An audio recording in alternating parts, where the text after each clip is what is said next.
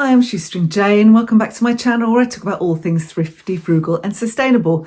And today I thought I'd go off topic a little bit and talk about Slimming World and how I'm trying to do Slimming World on a budget. So this is not a how-to. I'm no expert on Slimming World. This is the second time I have done Slimming World, but I thought I'd just share, and some people ask me in the comments as well, share what I've been doing and the kind of things that I've been eating as my approach to Slimming World on a budget. Because, you know, you go on a new eating plan, and I know a few years ago I did keto, which is very good actually, very effective, but not sustainable in the slightest for me as somebody who doesn't really enjoy eating a lot of meat and got sick to death of dairy. That was an expensive plan because it was just lots and lots of fish and meat and dairy and high protein, high fat items, which cost more. Lots of vegetables as well, but it was expensive, and so it wasn't sustainable either financially or actually fitting into your lifestyle and that kind of thing. It's very, very hard to go out to dinner and eat keto, for example, when you're surrounded by everybody else eating chips. You know, it's really tricky. It's really hard to stick to. But having said that, I do know somebody who has maintained it for her health, and she's been doing it for about 5 years. So that's one of the admin team on my Facebook group, because it helps her arthritis as well. So it does have some other benefits. However, we're here to talk about Slimming World and Slimming World on a budget. So I have joined. It did cost me £65 for a silver membership. I could have done the bronze for £60, and that is for 3 months. So that's an online membership. If you go to the meetings, I think you pay £5.95 to join and £5.95 per meeting. I think I had a quick look at that, but I can't really go. I know I can't go regularly, so there's no point in me doing that. So it's difficult with the dog. You can't really take a dog, and dog has separation anxiety, and I can't always leave him. So that's why I've decided to do the online version this time. And I have to say, since I did it last time, the app is brilliant. The app has come on. You can scan foods with the app now, which I don't remember you being able to do before. Or perhaps I just never did the app. I don't know. It's so easy. So if you've got food in your cupboard and you want to know the sin value, you just scan it and it tells you everything. And it's really, really good. And it's lots and lots of recipes, and you can do a daily plan. You can actually record everything you've eaten over the course of the day, and it will calculate everything as you go along. So in case you've never done Slimming World before, the basic premise is that there are a lot of foods that they consider free food. So that means you don't have to calorie count. You can eat as much or as little of those foods as you like. And they are things like fruit and vegetables. No limits on those, apart from I think some avocado. I haven't actually tried any avocados since I've been on it this time, but I got a feeling that was a bone of contention with some people. Any fats you really have to add, they have to be sinned. And you get, for me, because I want to lose a stone, I've put on a stone over the last year, I am allocated 5 to 15 what they call sins, SYNs, a day. If you had more to lose, you might be allocated more sins. But you have to sin things like oils, sugar, refined products made with refined white flour and that kind of thing. So it really does stop you from eating a lot of those. Although having said that, you can eat pasta, and pasta is completely free. It doesn't insist it's wholemeal pasta, which is good because I don't like wholemeal pasta. It's not the same at all. But I can eat potatoes freely, rice freely, all the things that you couldn't eat on keto. I can eat as much as I like. So the thing is that as long as you don't add a load of fat products that have a sin value, then you're fine. You can just eat as much of those things as you like. So it's been really, really good. You have to cut all of the fat off meat. Obviously I haven't had to do that because I don't eat meat now, but last time I did, I was eating a lot of chicken. This time I've kind of substituted that with maybe corn, plain corn,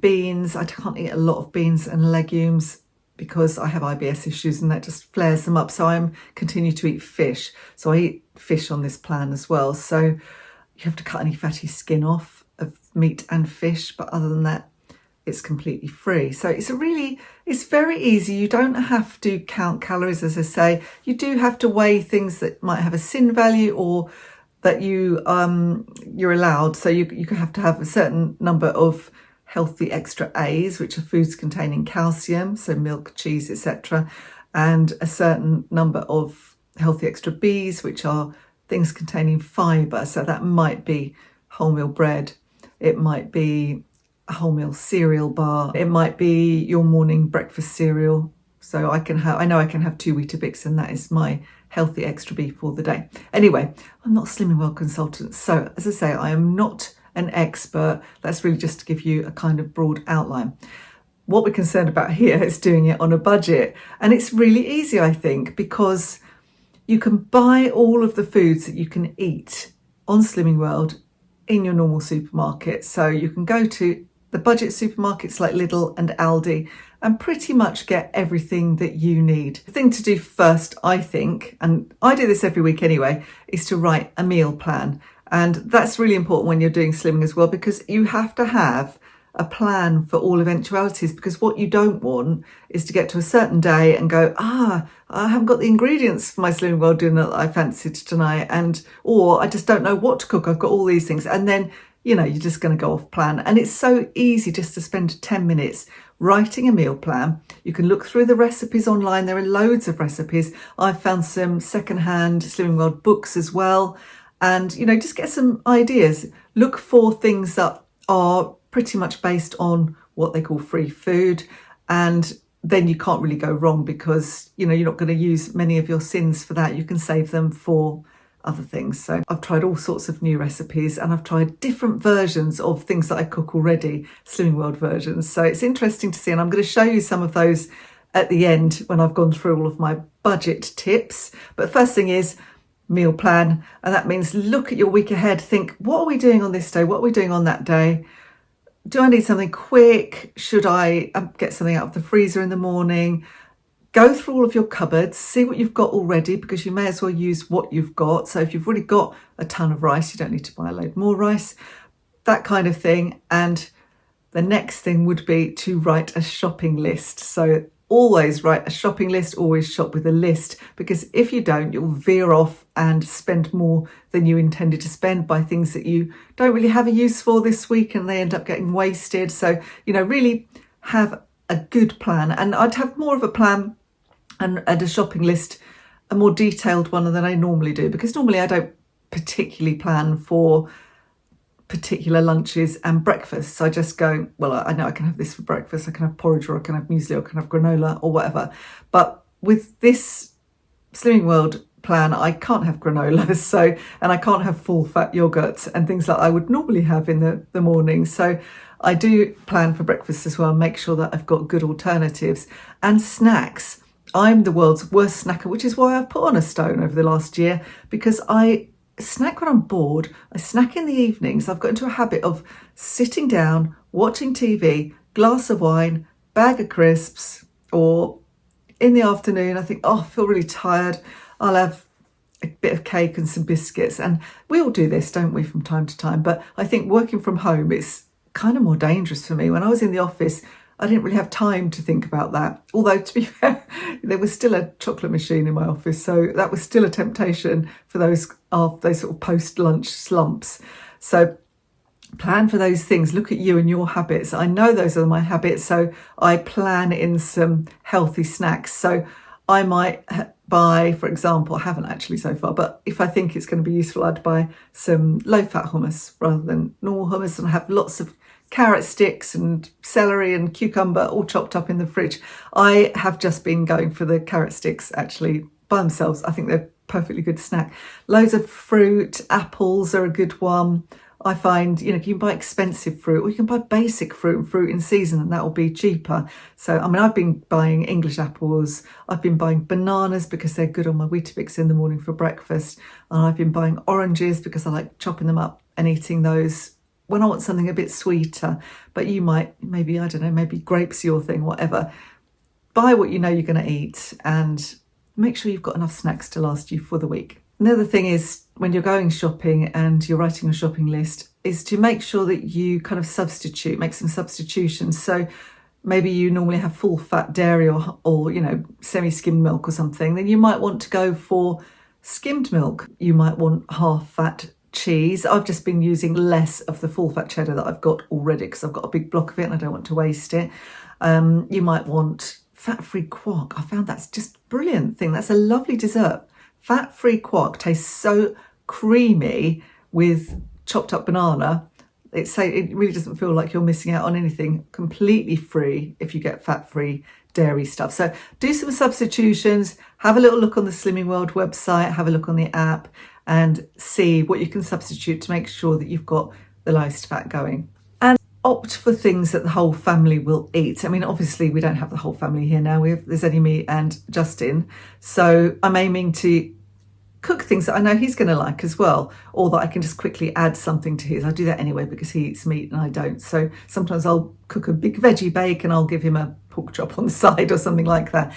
So bear that kind of thing in mind. There's no reason why the whole family cannot eat Slimming World food, and you'll make your life really difficult if you cook yourself something separate. So as much as you can, all eat the same. There's loads of good family recipes that they won't even notice, honestly. You know, you can do a version of spaghetti bolognese, you can do a version of cottage pie or shepherd's pie. All of the things that you might eat normally, you can still do on Slimming World. So incorporate family food and things that the kids and that your partner or whoever else lives in your household is going to enjoy. And another thing that is a general budget friendly as well as Slimming World friendly tip is to scratch cook as much as you possibly can. So I find this is so much better for my budget anyway if I cook things from scratch, and I do really quick things. You know, I don't spend hours slaving in the kitchen.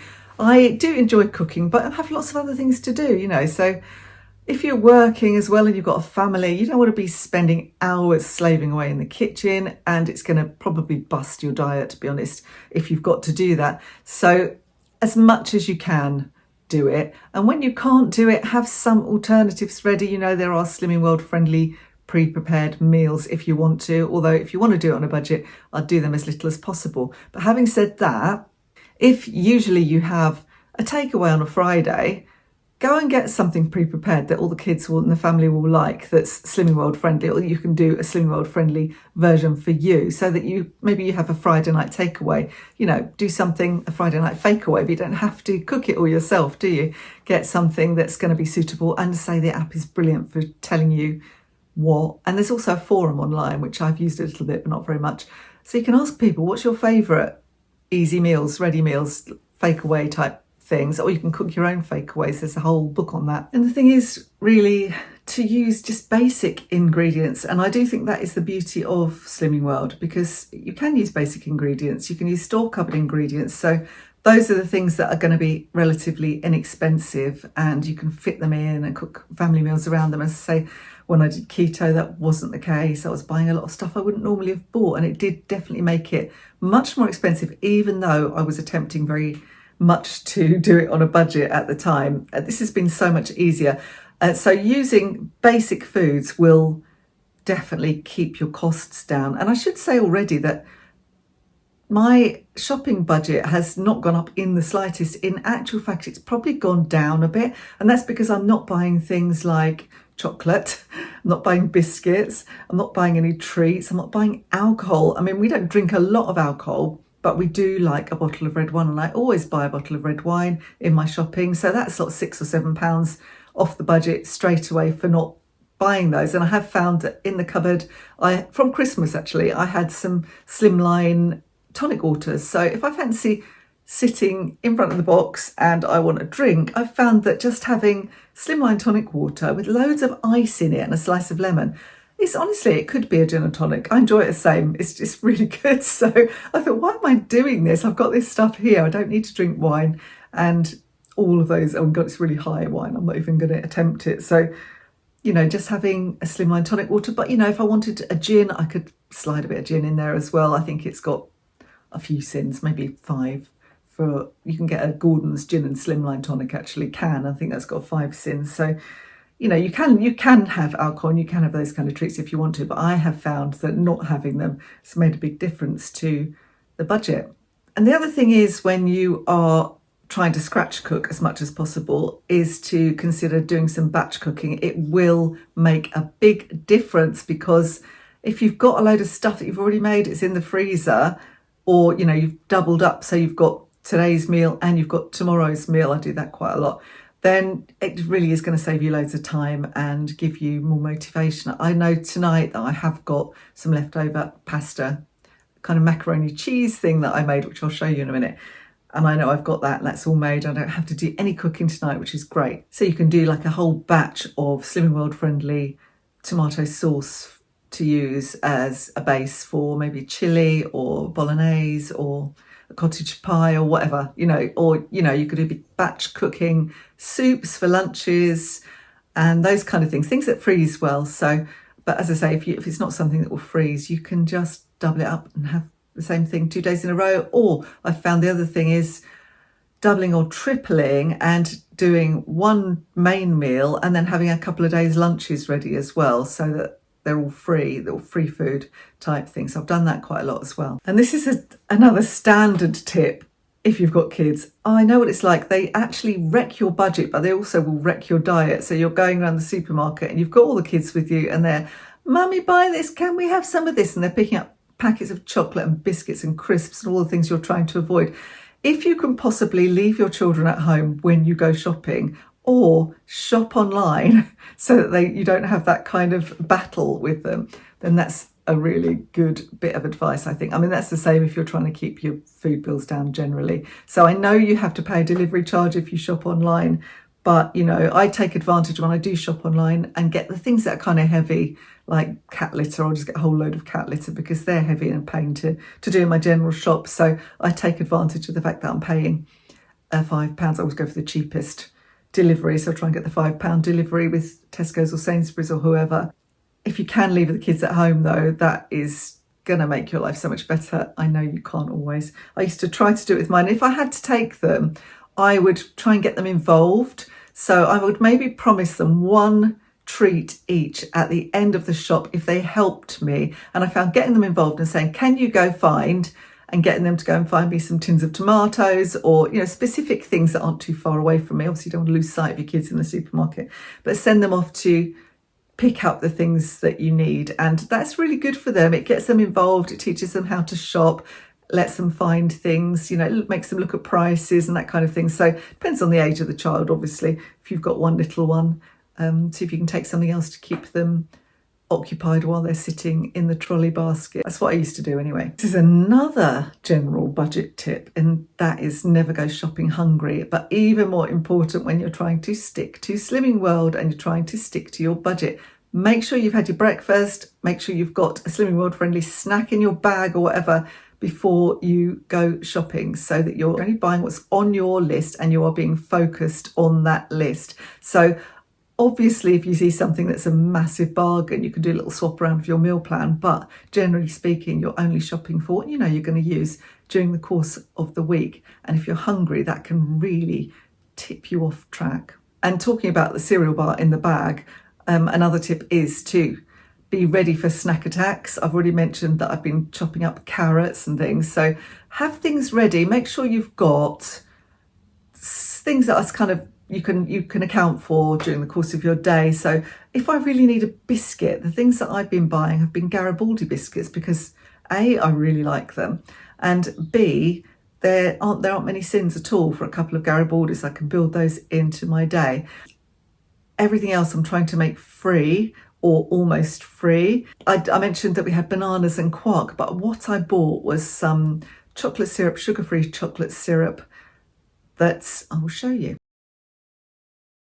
So I had to get this from Holland and Barrett, and I discovered this when I was doing keto actually because it's sugar-free and it's based on fruit basically, and it's really good because you can make a really nice dessert with a couple of teaspoons of this on top and your quark and your banana or plain yogurt or whatever. If you just want to make it a bit more special, really satisfy that kind of need for something really delicious, without using up all your sins, then I recommend that, Sweet Freedom. I actually discovered it because they used to do it in Aldi, but I have not seen it in Aldi for a long, long time. So as I say, I had to go to Holland and Barrett for that, but well worth it. And also, this the other thing is that sometimes when I go to bed, I like a hot chocolate, and you can't have a hot chocolate on Slimming World because it will use up all your sins. But I can have a couple of teaspoons of this in my milk allowance a hot milk and I make a sort of hot chocolate before bed, and that's really, really comforting. So I like that.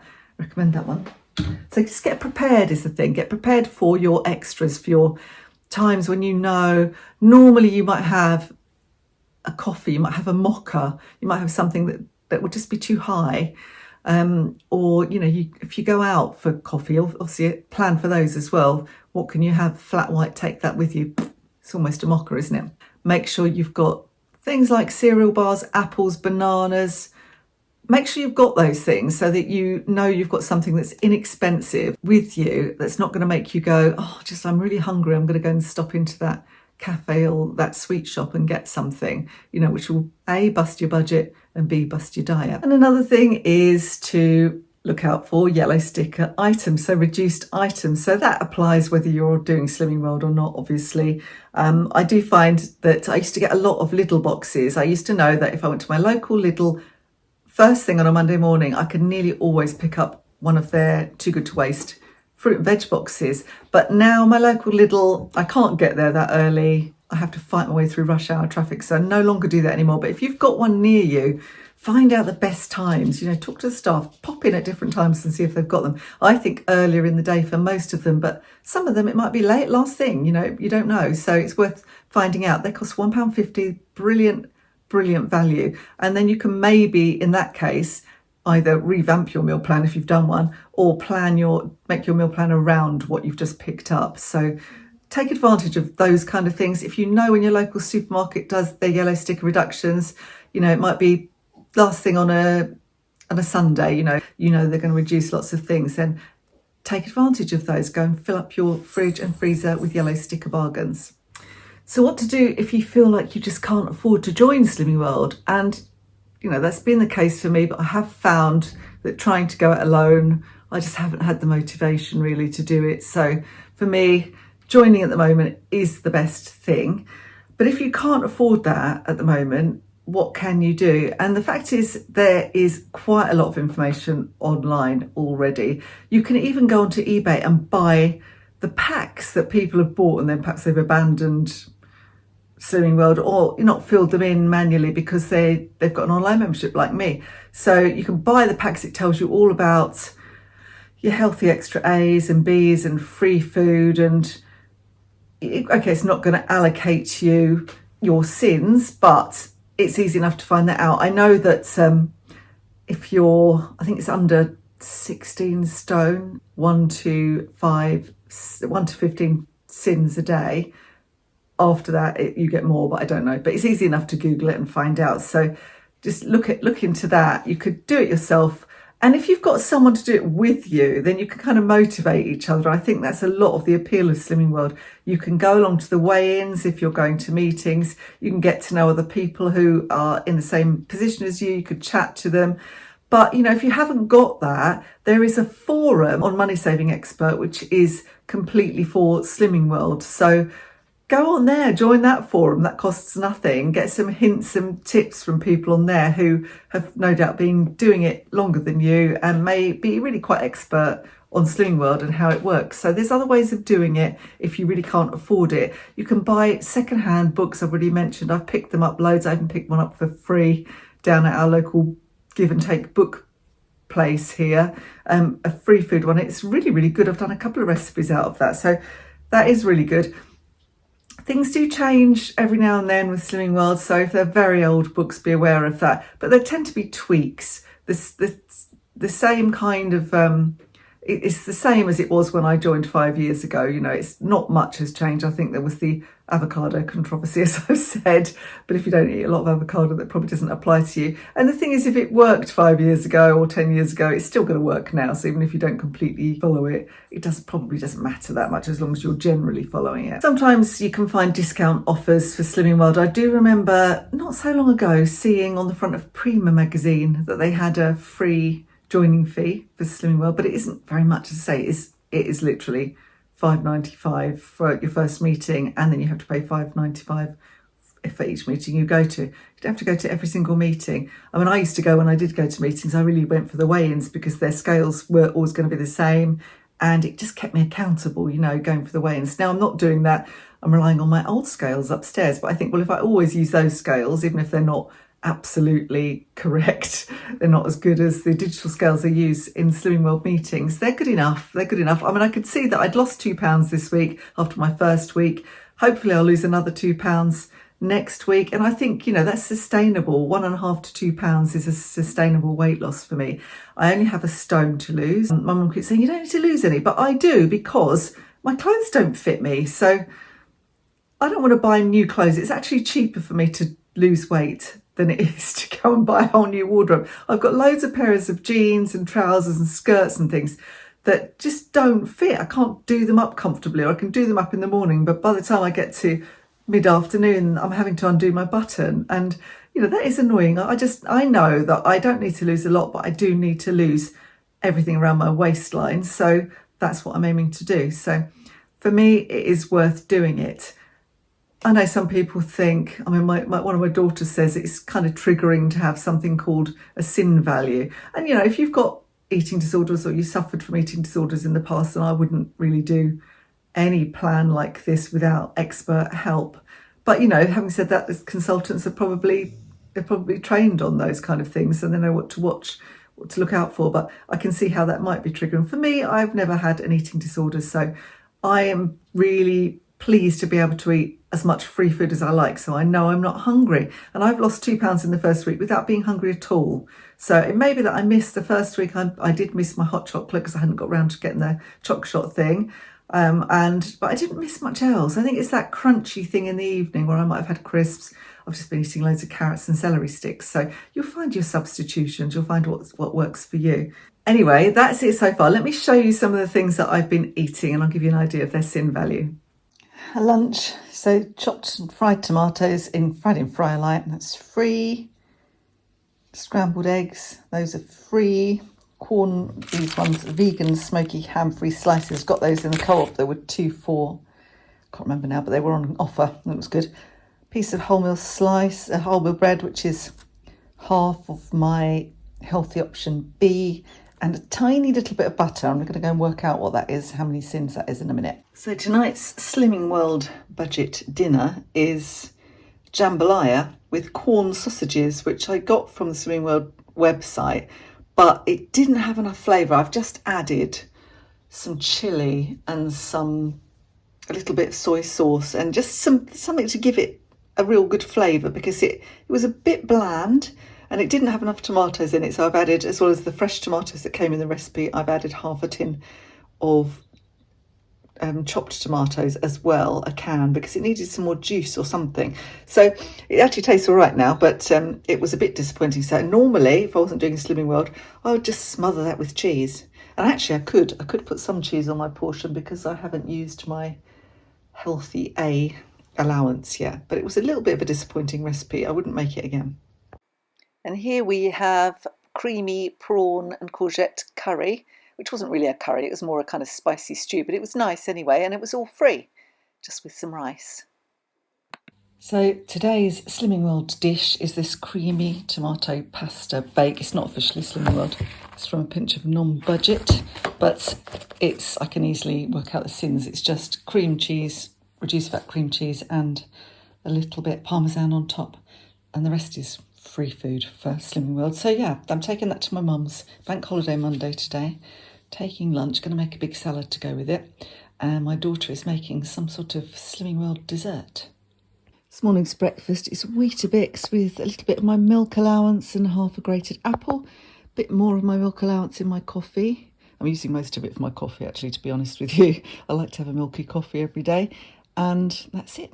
Lunch today is a simple jacket potato with a chopped up tomato, tuna in a can with spring water, and some reduced fat mayonnaise.